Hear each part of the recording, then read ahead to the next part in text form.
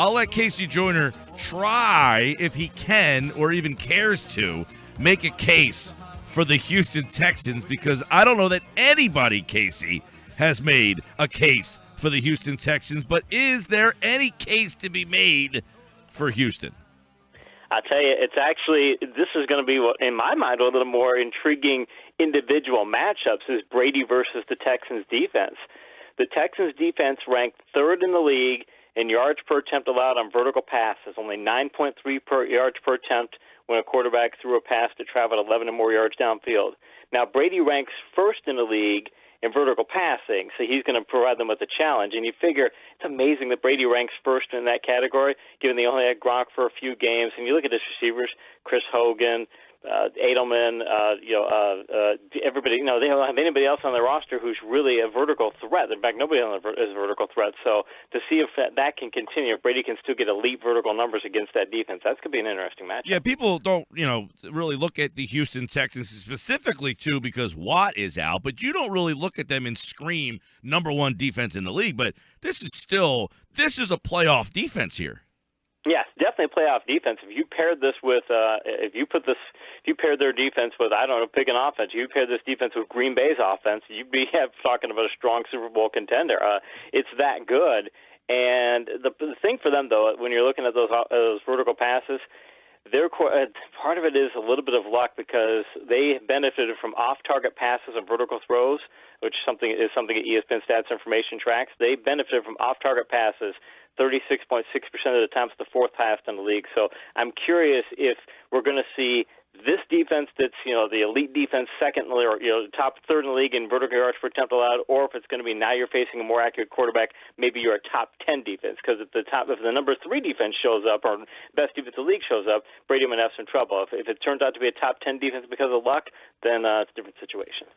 Good pass rush by Houston. Can that be disruptive enough to disrupt Brady? My rationale would be the only way New England could lose this game is if Brady has a historically bad performance. The only way that happens is if they get to him early and rattle him often.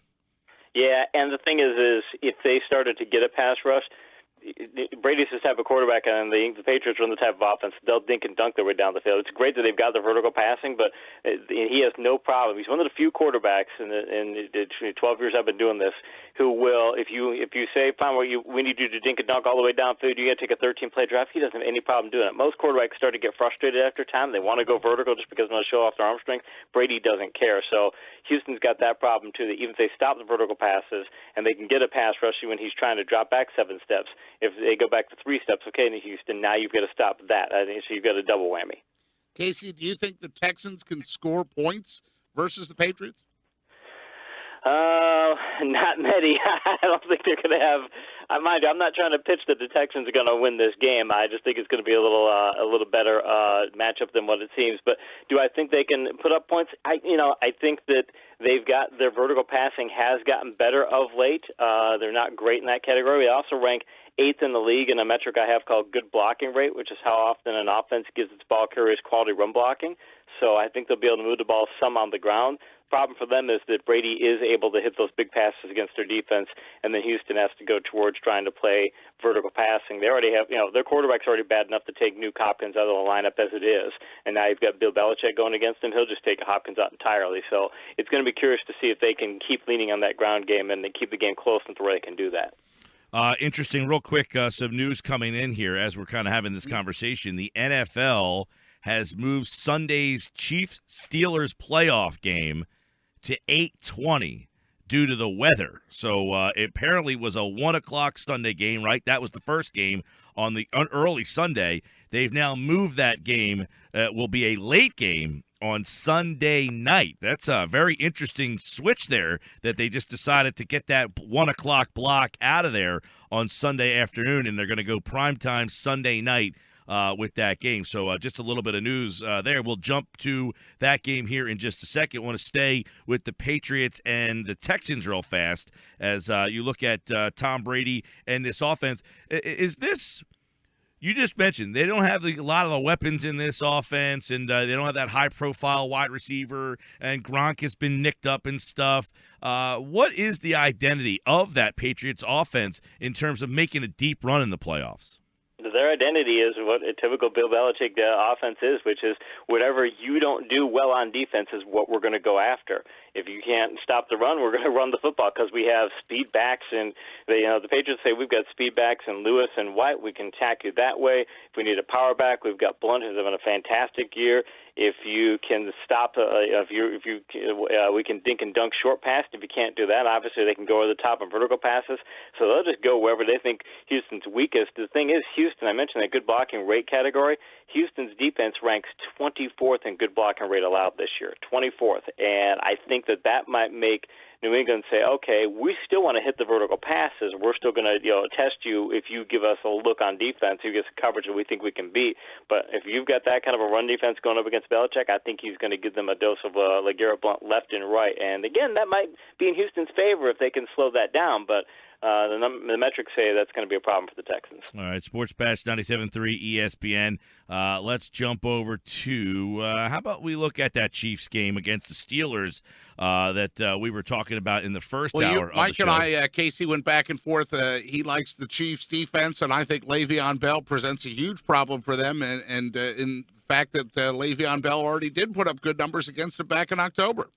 Yeah, and just did an article for ESPN's Insider section. It's a fantasy football-centric article, but it was looking at how some of the best backs in the league might fare in 2017 based on how their good blocking metrics were this season. And it was interesting for Bell. The Steelers ranked fourth in the league in good blocking rate, so they were fourth best at giving their running backs good blocking. And that helped Bell because he's so patient and sets up the box so well. It helped him rank first in the league in rush yards per game after first defensive contact. In other words, when the defense makes their first defensive contact, they usually don't have a good angle on stopping him because he's setting up the block so well that even when you are making contact, he's making sure that the blocker has contact with the defender.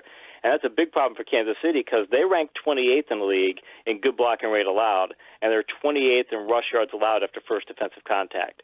So, in other words, they let offenses run the ball very well, both in setting up good blocks and when they do make contact, they don't make the tackle. That's not a place you want to be against Bell. In fact, if the weather was going to be a factor and it could possibly slow the offense down, if you're the Chiefs, you would think you'd want to have the game played in bad weather because it give you a better chance to slow Bell down. Because if it's good weather, you've got a real low odds of stopping that. Yeah, and obviously Derek Johnson not playing in this game, the inside linebacker. And, obviously he's a big part of their defense. Is it you look back on Monday and say the Chiefs lost this game because he was out, or do you think they can still, can they compensate for him not being there? I think it's going to be really tough to compensate for him not being there, and they're going to have a problem in that I think the key for them might be can Peters handle Antonio Brown, which people talk about, he's a shutdown cornerback. You tend to look at shutdown cornerbacks. Shutdown cornerbacks a lot of times can slow certain receivers down, but they usually just take elite receivers and turn them into very good receivers. It usually isn't a shutdown case. And I don't think he's going to shut down Brown. And the thing is he can't shut down Brown, and Brown can still put up good numbers. Okay, now that's going to be a weakness for them, but it might allow Chiefs to put that eighth person in the box. But okay, if they've got Peters, I don't trust the rest of the Kansas City secondary anywhere near as much. And if they can get Brown away from Peters, they can also hit some big plays there. So I think they've got a multitude of situations where they're going to have to worry about stopping the run. I don't know that they can stop Brown, and I don't know that their lower tier cornerbacks match up well against Pittsburgh's lower tier receivers. Yeah, that's and you mentioned the weather situation. Very odd that they apparently the NFL put out a statement said that due to public safety concerns in light of a forecasted storm this weekend in Kansas City, that game has been moved to 8:20. Moving the game from the original 1:05 start time will provide the local authorities more time to clear the roads in the area as the weather is expected to improve throughout the day. The decision to make this time change was made with state and local officials as well as the Chiefs and the Steelers, and I'm sure NBC. No, I'm just kidding. But you look at a ice is the factor too, Mike. Ice. They're saying that there's going to be a lot of ice on the roads. Okay. Freezing rain and that type thing. But how many times have you heard a football game, that's being moved 2 days in advance, with weather situations? I don't know that I've ever heard of it. You go back, remember the Ice Bowl, the classic Ice Bowl game back in the 60s between the Cowboys and the Packers played in record low temperatures in Green Bay. Now that was just temperature, though. That wasn't rainish, or that wasn't a precipitation situation. So that's could be what this is. I'll be curious though. If you're the Chiefs, do you keep the field? Do you want the field to be nice and icy and go, oops, we forgot to keep the field covered? Do you want to take it? If I'm them, I might try and do that and say, hey, great. I think if we slow the game down, we can do a lot better than you. So they might have to pull the old the Steelers versus the Raiders in the mid-'70s when the Raiders said the Steelers let the field get icy and didn't bother stopping it. They might try that situation and see if that works. I like that. Give me with the autumn wind. It's the January. Yeah, there you go. give me how you think Travis Kelce factors into this game. I think he could be a big factor. They're going to need some big plays because Kansas City's run defense, Kansas City's run offense, they've got some backs who can get breakaways. They rank 8th in the league in good blocking yards per attempt, which is how productive you are when you get good blocking. But they only rank 14th in good blocking rate, and Pittsburgh's defense ranks fairly well. They rank 14th in good blocking rate allowed. So I don't think they're going to be able to lean on the run quite as much, or it's not going to be quite as productive for them. And Pittsburgh also, their secondary is good, but if I had to say anywhere where if you were an offense you wanted to be able to attack the Steelers, it would be going to do tight ends against strong safeties, or attacking their safeties. I think they've got good safeties and not great safeties. So if you're Kansas City, you want to see if you can get 10, 12 targets his way. I mean, really try and direct him in the offense, because I don't know that the other matchups for their wide receivers and things, I don't think that those matchups are very good. Maybe Hill, if he can break some kind of gimmick play or something, that might be a big play for them. But from a matchup perspective, yeah, I'm looking at Kelce and saying that's a matchup they have to win. Chiefs always so unassuming, right? Andy Reid off the bye here. We know his numbers there. Not a huge, offensive output, but Ware and Macklin and Kelce, and it just seems that they're very under the radar, right? They're very sneaky 12-4. They are, and the thing is, though, is that I keep looking at this game going, all right, I can see if the Chiefs can keep this a low-scoring game, but the more I look at it, it's like, okay, well, unless the weather is terrible, how are the Chiefs going to keep this a low-scoring game? I just don't see that. And if they start to get in any kind of a shootout game with the Steelers, even something close to a shootout game, if you say to Kansas City, you have to score 24 points to win this game, I don't know if I like their odds in doing that. If you got to score 27 or 30, I really don't like their odds of doing that. So they can win certain types of games, but if Pittsburgh can get out to an early lead, or if Pittsburgh can start changing the pace of this game at some point during the game and just say, fine, they put up a couple touchdowns in a hurry, I think it puts Kansas City in a real tough spot. So even though they've got Andy Reid and 19-2 after the bye, and they're at home, and they might have the weather and things, there are a lot of factors that are working against them and might make them seem like a paper 12-14. Hey, KC, speaking of shootouts, could the Falcons' penchant for getting into shootout games hurt them versus Seattle? Yeah, it sure could. They've scored 24 or more points 14 times this year, but Seattle scored that many points 10 times this year, and that's the top 10 ranking for Seattle. And Seattle's offense has played a lot better of late. And the problem for them is that now the Seahawks defense this year, for the course of the whole year, they've only allowed 24 or more points 6 times. That's a really low number, but they've allowed that in 2 of their last 3 games. In fact, they allowed 34 and 38 points in 2 of their last 3 regular season games. So it's a bad situation for Seattle from that perspective. But here's the thing. If you look at great offenses in NFL history, offenses would be the best offenses ever, and I don't think Atlanta counts as that. But if you look at those offenses and how they do in shootout games, they win about 60% of the shootout games, but a couple of those great offenses skew everything. And if you look at most of the teams, they're about 500. So if you're Atlanta, you're looking at a situation going, they're probably going to get in a shootout game of this contest. They may win that. But if you're Atlanta, you're going to have to win a shootout game there. And then the next week, you're going to have to go up against either Dallas or Green Bay if you win that game. And both of those teams are capable of putting up shootout points. And you look at the AFC and you go, okay, we've got New England or Pittsburgh. Okay, they can put up 24 points too. I keep thinking about going, if you've got a 50-50 chance of winning one shootout game, then you get a 25% chance to win 2. You get a 1 in 8 chance to win in 3 straight games. I keep looking at Atlanta going, your defense is not good enough to win 3 straight games more than likely. So I think they're going to have trouble this week if they get in a shootout with Seattle. Would you agree that Seattle gained some identity on offense last week with Thomas Rawls? Yeah, definitely. He had done a terrible job this year in good blocking yards per attempt during the season. He was one of the worst in the league. Actually, I'm sorry. He finished 43rd in good blocking rate. They gave him terrible good blocking during the season, and he was 7th in good blocking yards per attempt. So they weren't blocking for him during the season, but they started blocking for him in the playoff game. And if you're going to have your offensive line come together at any time, that's a perfect time to do it. So if they can keep that trend going against an Atlanta defense that does not rank well in good blocking rate, they rank they're mid-tier in good blocking rate. If they're not going to good blocking rate allowed, if they allow Seattle's offense to get that ground game going, I think it makes for a very big problem for them because it makes Seattle much more apt to be able to get into a shootout game. KC Joyner's with us, ESPN.com NFL Insider, breaking down all of the NFL divisional matchups. Seattle's defense not the same, right? I mean, how much of a loss is Thomas? Is he, we talked about Derek Johnson in the one game. Do we talk on Monday and say Seattle lost this game because he wasn't there?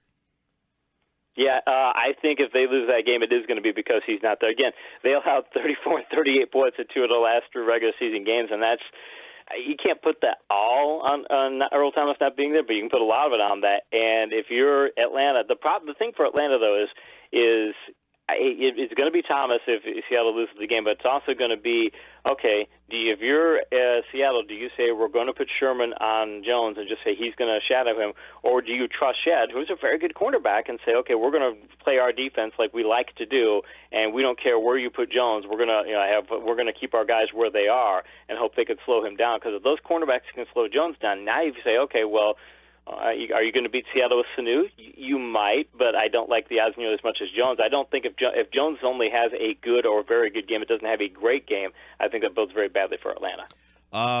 The one thing, Atlanta, I haven't been able to buy into them all year. If you like Atlanta to win the game, what's the selling point?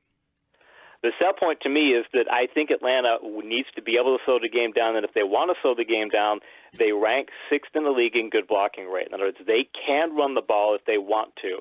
And Devontae Freeman's been one of the best breakaway backs of the season. He's got a top 10 good blocking yards per attempt number. Coleman's can be very good. He's a good secondary running back, so you don't have to wear Freeman out. So you've got that 1-2 punch, and you don't have to get into shootout games.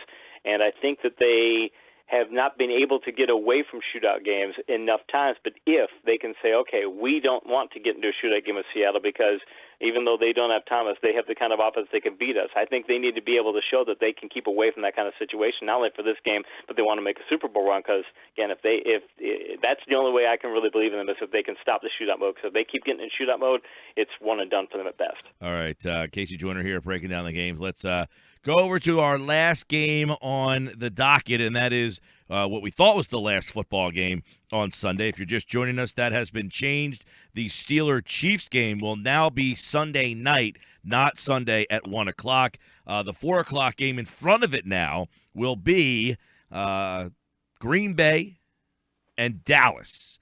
And Ezekiel Elliott really had a good game the last time these two teams met. A lot of people were surprised because Green Bay back then had the top rush defense in the league. That was way back in like week 4 or 5. Things have changed a lot for both these teams. They meet again. But do you think Ezekiel Elliott can match that type of effort this time around?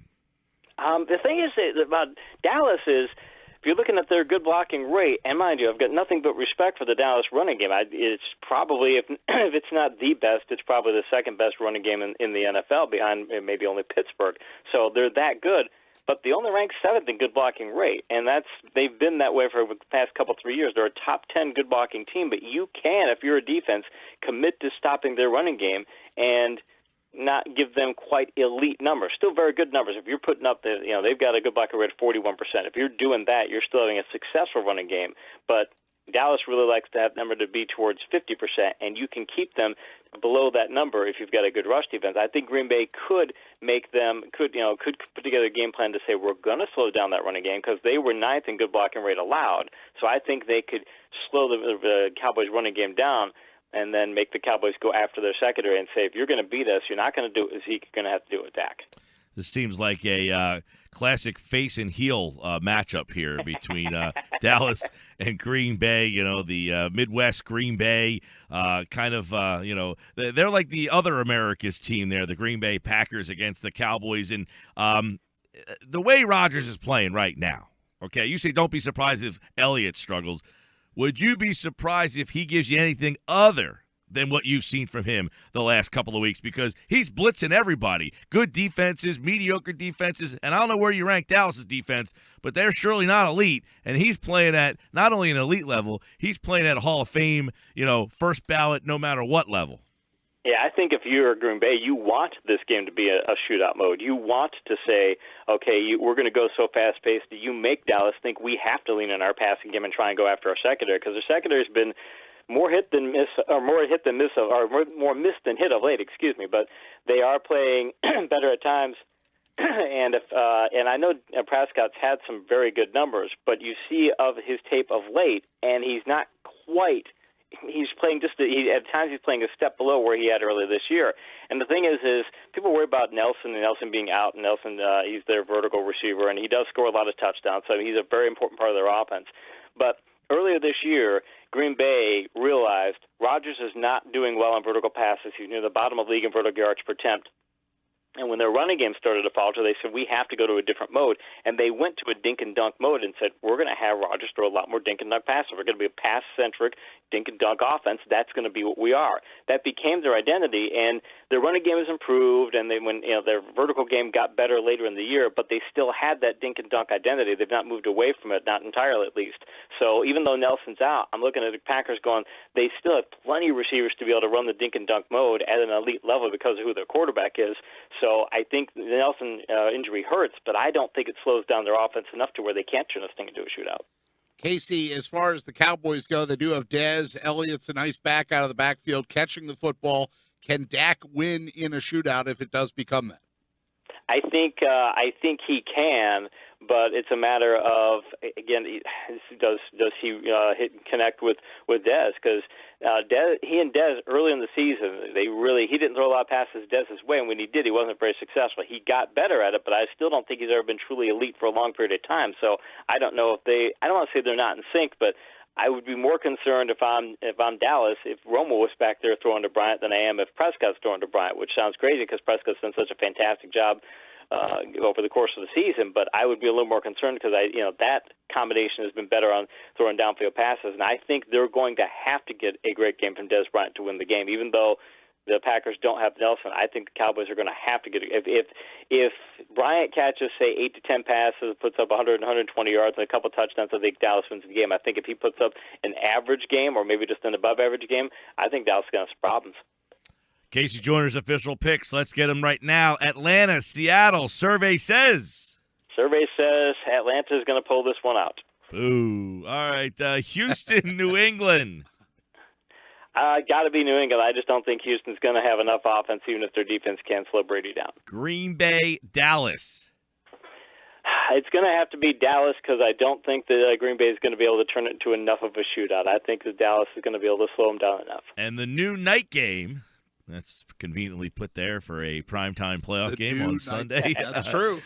Pittsburgh, Kansas City.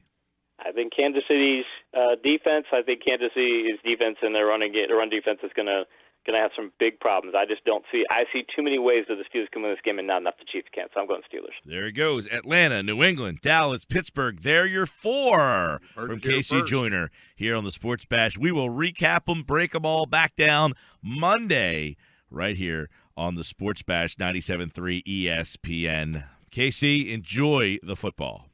I appreciate it, man. Thank you.